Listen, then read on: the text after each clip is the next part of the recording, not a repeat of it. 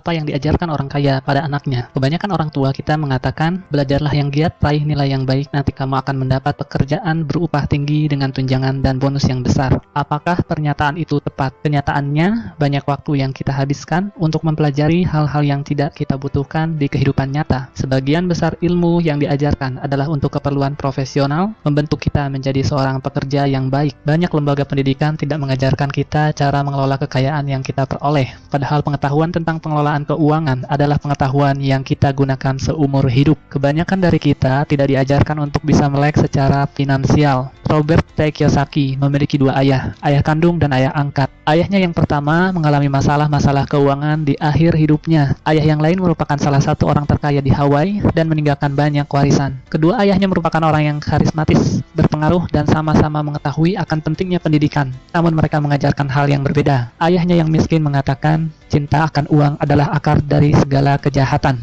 Ayahnya yang kaya mengatakan, kekurangan uang adalah akar segala kejahatan. Ayahnya yang miskin mengajari agar menjadi seorang yang pandai dan cerdik sehingga nantinya bisa bekerja di perusahaan besar. Ayahnya yang kaya mengajari agar memiliki perusahaan dan mempekerjakan orang yang pandai dan cerdik. Ayah yang miskin menyuruh untuk menabung. Ayah yang kaya menyuruh untuk berinvestasi. Saat kondisi sulit, ayahnya yang miskin mengatakan, saya tidak mampu mencapainya. Ayah yang kaya mengatakan, bagaimana agar saya mampu mencapainya? Ayah yang miskin mengajarkan kita agar bekerja untuk uang. Ayah yang kaya mengajari bahwa uanglah yang harusnya bekerja untuk kita.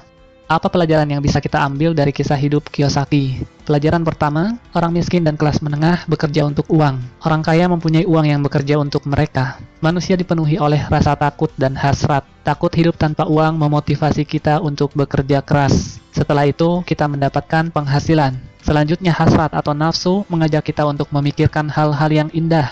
Handphone baru, televisi baru, kendaraan baru, liburan, bioskop, dan lainnya. Semakin besar pendapatan, maka semakin mewah keinginan seseorang dan semakin besar juga pengeluarannya. Ketakutan dan hasrat ini berlangsung terus hingga yang tersisa adalah tagihan cicilan dan berbagai hutang.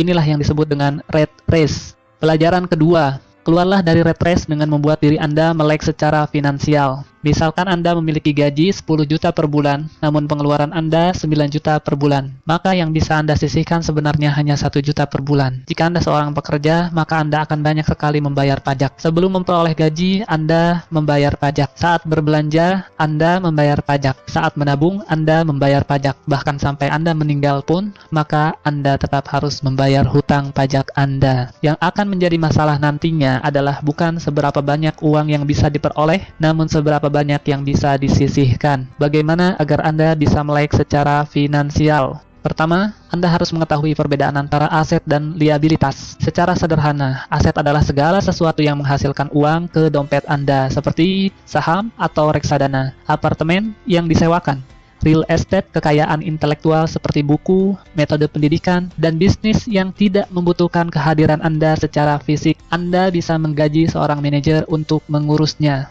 Liabilitas adalah segala sesuatu yang mengeluarkan uang dari dompet Anda. Contohnya adalah hutang kartu kredit, hutang sewa, televisi baru, handphone mewah, asuransi, dan lainnya. Orang miskin memiliki pengeluaran harian yang tinggi. Kelas menengah membeli liabilitas yang mereka pikir adalah aset, dan orang kaya membangun kumpulan aset yang kuat untuk menghasilkan pendapatan. Kelas menengah mendapati dirinya berada pada pergulatan keuangan yang terus-menerus. Pendapatan utama mereka adalah gaji. Semakin tinggi gajinya, maka semakin keras mereka bekerja dan pajaknya pun semakin tinggi. Pengeluaran juga meningkat seiring peningkatan gaji, sehingga istilah rat race menjadi cocok untuk mereka. Bukannya berinvestasi di aset sesungguhnya, kelas menengah malah memperlakukan rumah mereka sebagai aset utama. Orang kaya semakin kaya karena mereka terus mengumpulkan aset dan berinvestasi untuk menghasilkan pemasukan yang akan melebihi pengeluaran mereka sendiri. Lalu kenapa rumah bisa bukan merupakan aset, namun liabilitas? Orang bekerja dalam waktu yang panjang untuk membayar kredit rumah. Orang juga membayar untuk pajak rumah, pengeluaran untuk perawatan rumah, dan biaya lingkungan, telepon, listrik, PAM. Ditambah lagi, nilai bangunan rumah itu sendiri bisa terdepresiasi atau menurun dari waktu ke waktu. Anda akan banyak mengeluarkan uang untuk membayar cicilan dan perawatan rumah. Nasihat ayah kaya, bila Anda ingin membeli rumah, pertama kali Anda mesti mempunyai arus kas dari aset Anda. Aset ini yang akan menghasilkan uang dan kemudian digunakan untuk membayar rumah yang Anda beli. Konsentrasikan usaha Anda untuk membeli aset-aset yang menghasilkan dan upayakan untuk menjaga liabilitas dan pengeluaran di tingkat yang serendah mungkin. Pelajaran ketiga,